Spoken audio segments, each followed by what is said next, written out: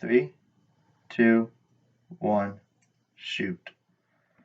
So, today is March 25th, the feast day of the Annunciation, which is probably my favorite Marian feast day. It's a really big deal.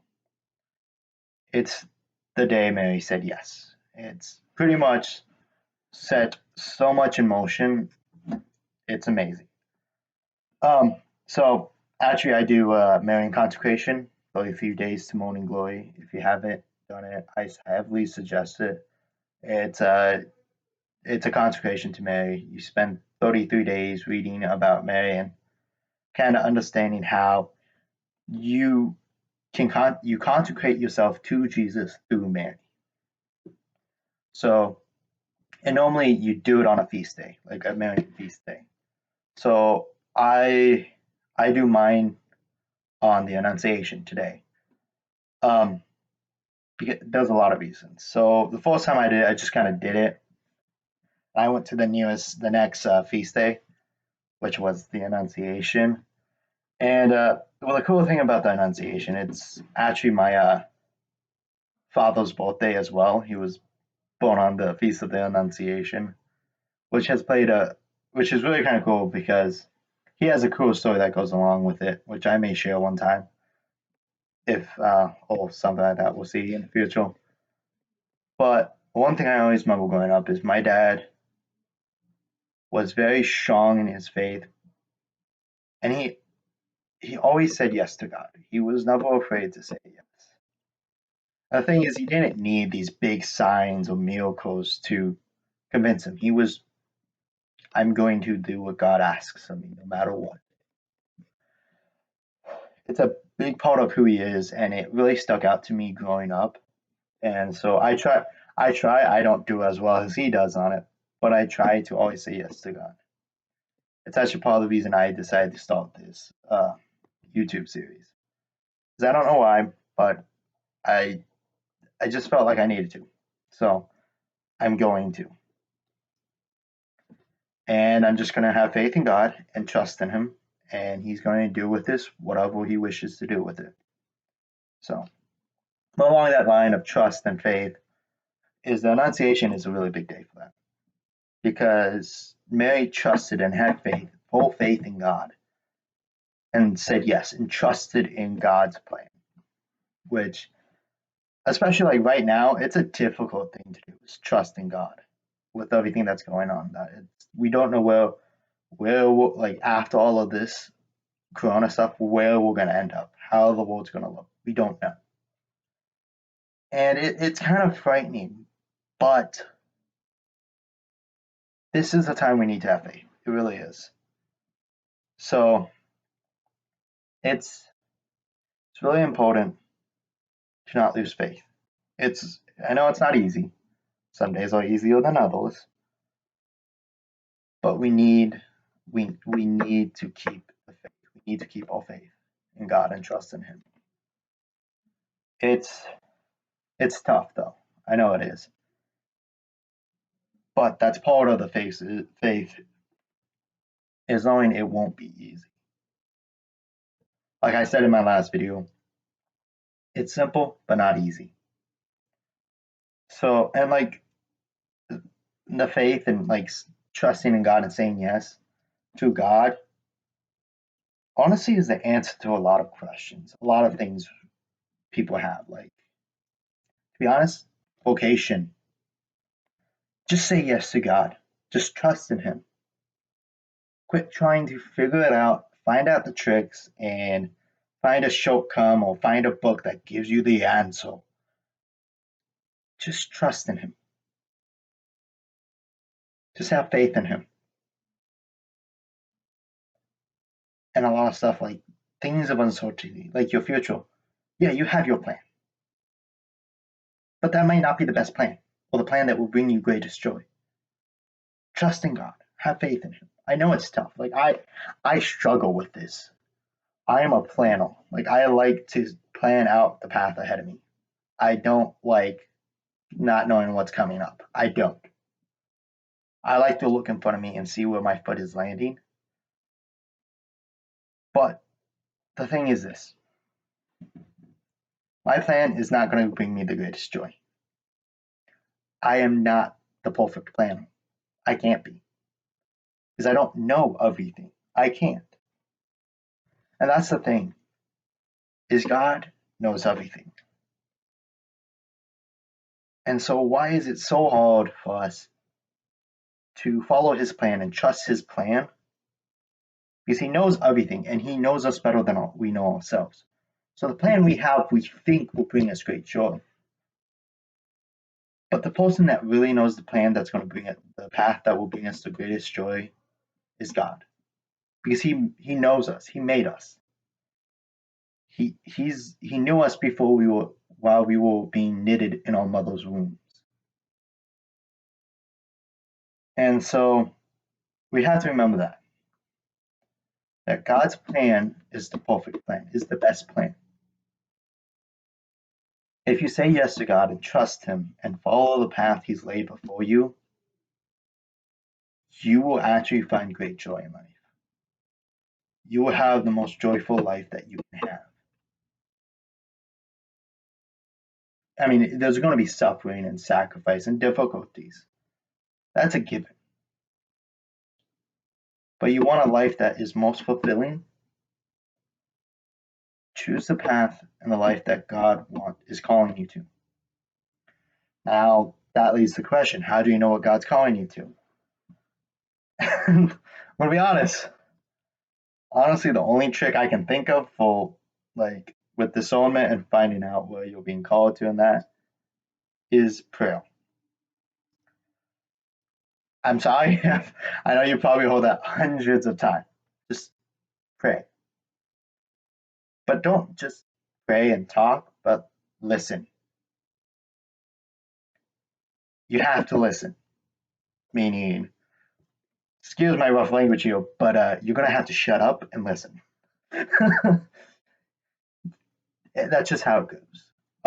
Probably one of the best ways to pray to help in guiding you and hearing what God is calling you to is Lectio Divina, which is where you take scripture from the Bible. You take like a Bible verse and you read it, and then you sit in quiet and silence for like 10 to 20 minutes, just meditating on the passage you read. And the key is try and stay focused on that passage you read from the Bible. Like try like think on what sticks out to you, and just try and see what it's trying to tell you, because this is the word of God. Like this is divinely written, the Bible. So the thing is, God speaks to it. It's written in a way that he speaks to it. It's his words. So what you read and what sticks out to you is what he's trying to tell you. So there's a lot of other different strategies of Lectio Divina of how to meditate on it, like how to think, feel, and desire. I think. What does it make you think about? How does that make you feel? And what does that make you want to do? What desires does that make you? What desires does that give you? But the big part is praying, listening, and being quiet and listen. Just, it's hard for us to just listen. I'm going to admit that. I have a hard time listening.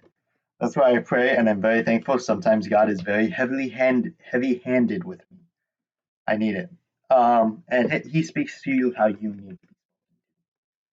Because we got to remember, He knows you better than you, and so just it takes be quiet, just listen, trust, and have faith. Have faith in Him, because the thing is,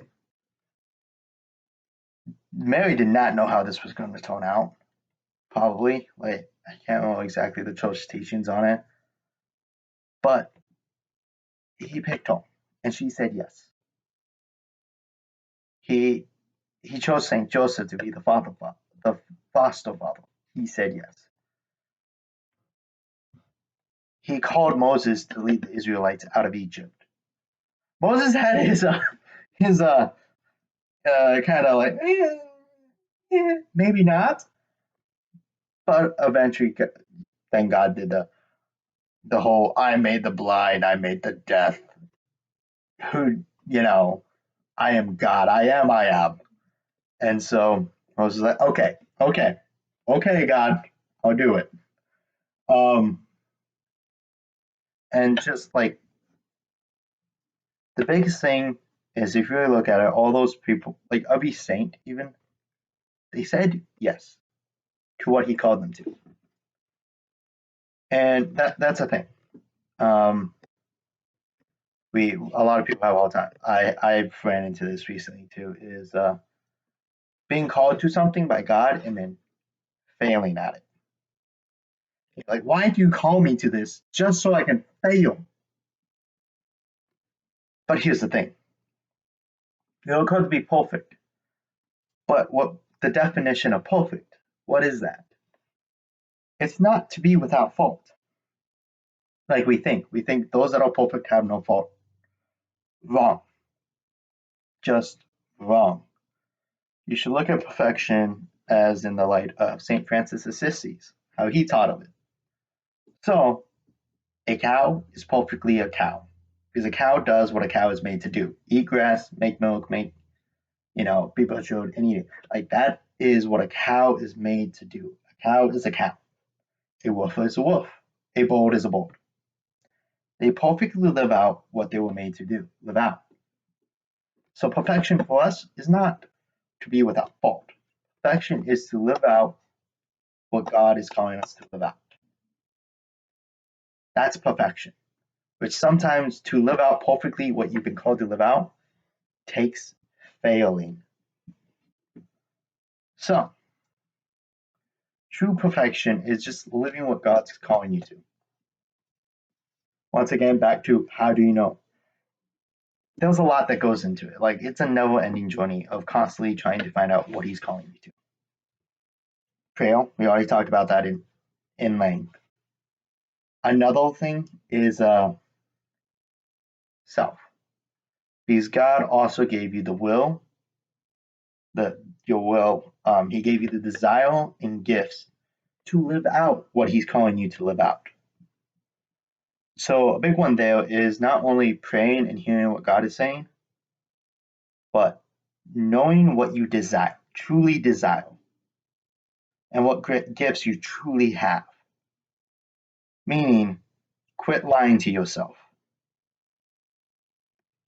Quit lying to yourself, which I'll probably do a video more on length on, listening to yourself and doing that. This video has been more of an overview of videos that are probably going to come down, although down the line. But before any of that, the biggest thing is just say yes. Just say yes to God. That is the start. That is the first step. Say yes. Because God gave us free will out of love. He loves us. So He doesn't ask us. I mean, He does ask us. He asks us. He doesn't tell us. He asks. Because He wants us to choose it. Because when you love someone, you can't force someone to love you. Love is a choice. He wants us to choose Him and to choose to love Him and choose Him. It's a choice. And it all starts with a simple answer. Just say yes. And on that, enjoy the feast day of the Annunciation. May Mary hold you in her mantle, and may the angels watch over you. And see you next time.